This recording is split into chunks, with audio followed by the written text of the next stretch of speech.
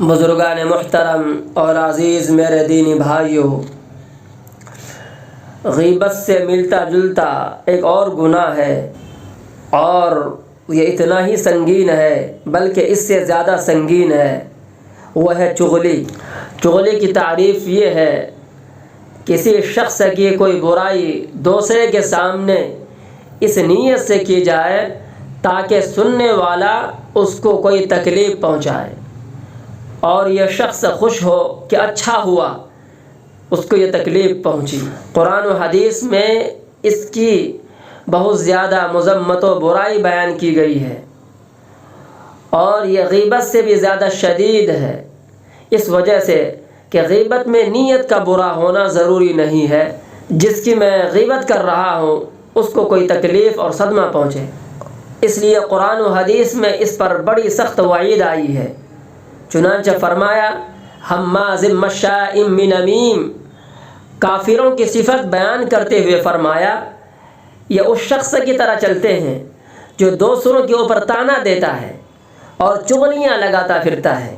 حدیث شریف میں آپ علیہ الصلاۃ والسلام نے فرمایا، لا يدخل الجنت قطات،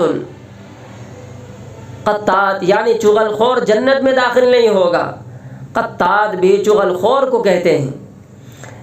اور ایک حدیث مشہور ہے، ایک مرتبہ آپ علیہ الصلاۃ والسلام صحابہ کرام رضی اللہ عنہم اجمعین کے ساتھ تشریف لے جا رہے تھے۔ راستے میں ایک جگہ پر دیکھا کہ 2 قبریں بنی ہوئی ہے۔ جب آپ ان قبروں کے قریب پہنچے، آپ نے ان کی طرف اشارہ کرتے ہوئے صحابہ کرام رضی اللہ عنہم اجمعین سے فرمایا، انہما لیعذبان، ان دونوں قبر والوں پر عذاب ہو رہا ہے۔ پھر صحابہ کرام سے پوچھا، تمہیں معلوم ہے ان دونوں کو کس وجہ سے عذاب ہو رہا ہے؟ پھر فرمایا، ان کو ایسی 2 باتوں کی وجہ سے عذاب ہو رہا ہے، ان 2 باتوں سے بچنا ان کے لیے کچھ مشکل نہیں تھا۔ اگر یہ لوگ چاہتے تو آسانی سے بچ سکتے تھے، لیکن یہ بچے نہیں، اس کی وجہ سے یہ عذاب ہو رہا ہے۔ ایک یہ کہ ان میں سے ایک صاحب پیشاب کے چھینوں سے نہیں بچتے تھے، احتیاط نہیں کرتے تھے، اس لیے اس کی وجہ سے اس کو عذاب ہو رہا ہے، اور دوسرے صاحب کو اس لیے عذاب ہو رہا ہے کہ وہ دوسروں کی چغلی بہت کیا کرتے تھے، اس کی وجہ سے قبر میں عذاب ہو رہا ہے۔